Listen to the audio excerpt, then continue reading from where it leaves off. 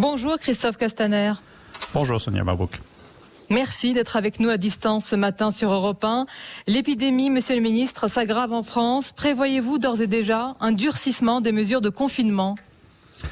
Vous savez, l'objectif n'est pas de sanctionner, n'est pas de durcir, mais l'objectif c'est de protéger les Français.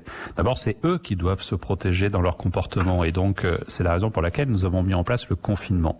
Ensuite, il nous appartient de vérifier que le confinement est correctement mis en œuvre. Ce que je constate, c'est que depuis un peu plus de 24 heures maintenant, il y a des changements de comportement en profondeur de nos concitoyens et on peut constater que de nombreux Français réagissent positivement et puis quelques-uns ne le font pas.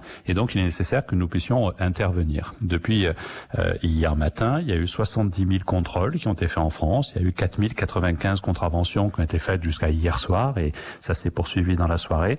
Mais ce que je veux dire, c'est que, au fond, le seul message qui vaut n'est pas celui de la contravention, mais c'est de rappeler la première des règles, la plus simple, celle qui sauve des vies, c'est rester chez vous.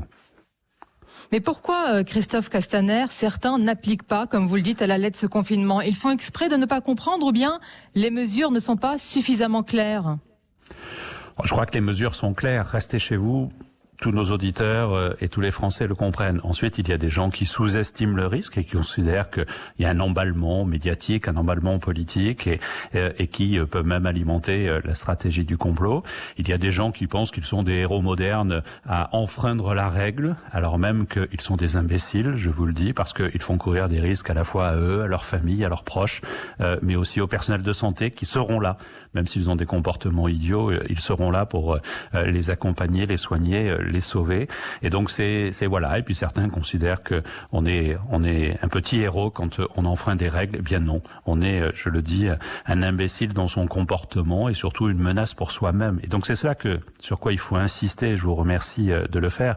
C'est vraiment que l'objectif, c'est de rappeler que c'est en se confinant, en restant chez soi, que la progression du virus Covid-19 pourra être enrayée.